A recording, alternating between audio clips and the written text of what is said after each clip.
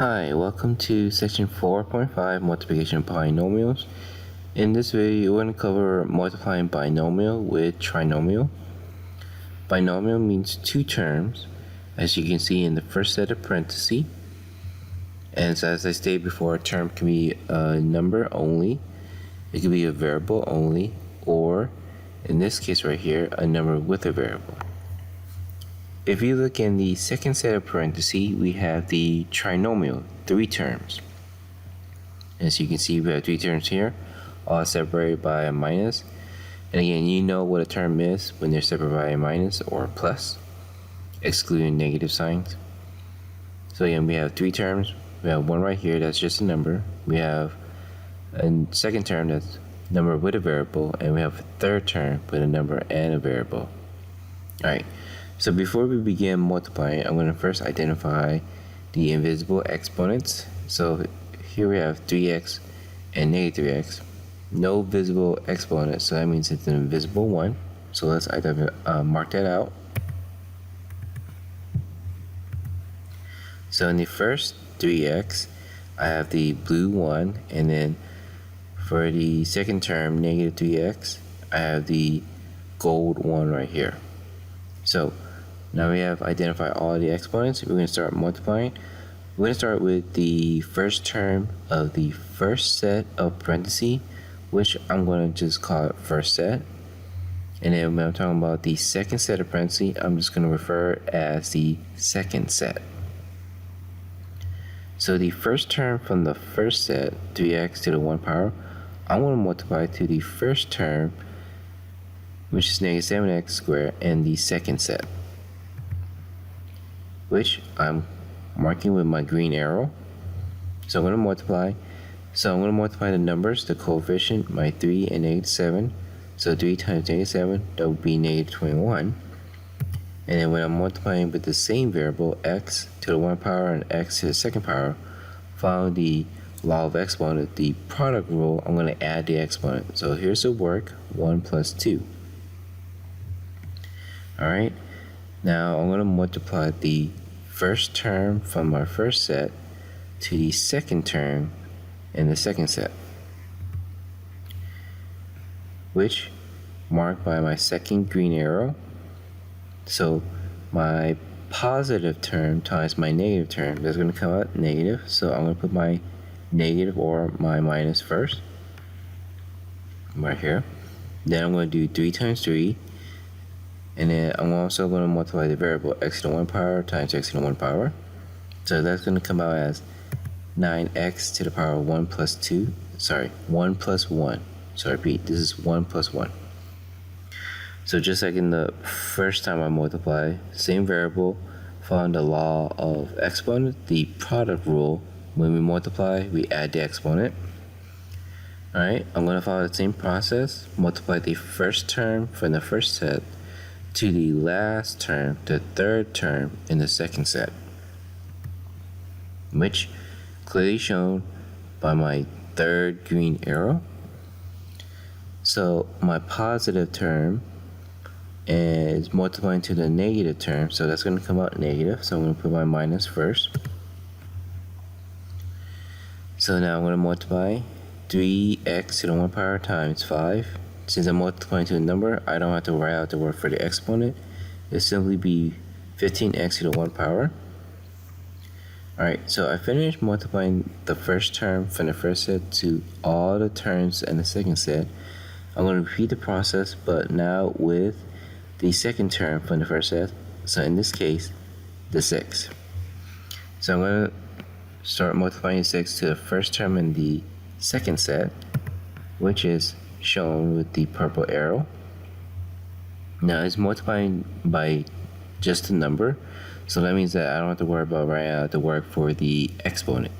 So my positive term times my negative term is going to come out as negative, so I'm going to put my minus first. So now it's going to be 6 times 7x squared, so I'm just multiplying just the numbers or the coefficient. 6 times 7, that's going to be 42. 42x squared. Now I'm going to repeat the process. The second term from the first set, I'm going to multiply to the second term of the second set, which will be shown by the second arrow right here.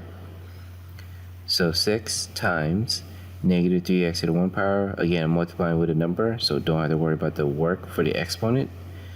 My positive term times my negative term, that's going to come out as negative, so I'm going to put my minus first.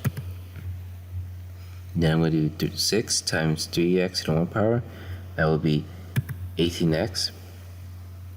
Now I'm going to repeat the process one more time. I'm going to multiply my second term from the first set to the third term in my second set.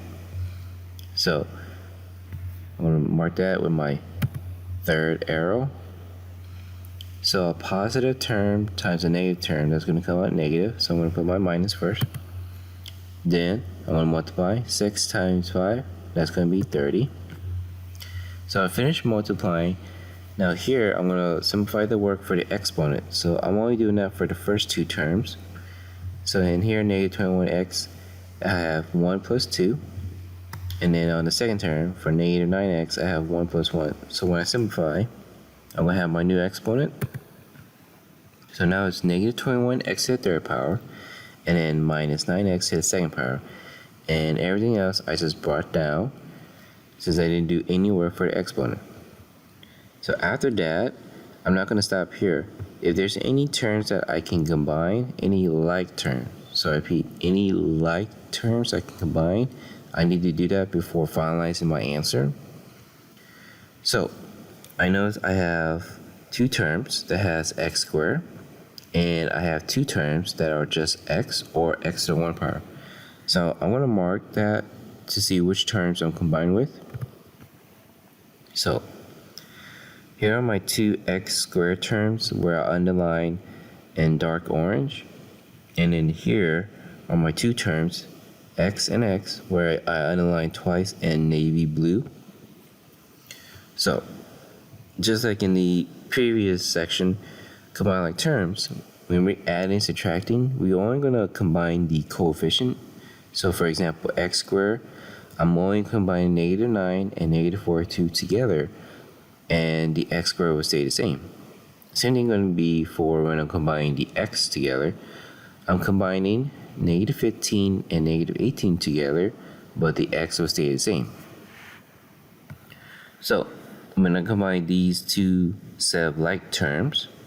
Negative 9 and negative 42 will be negative 51, and then negative 15 with negative 18, that will be negative 33.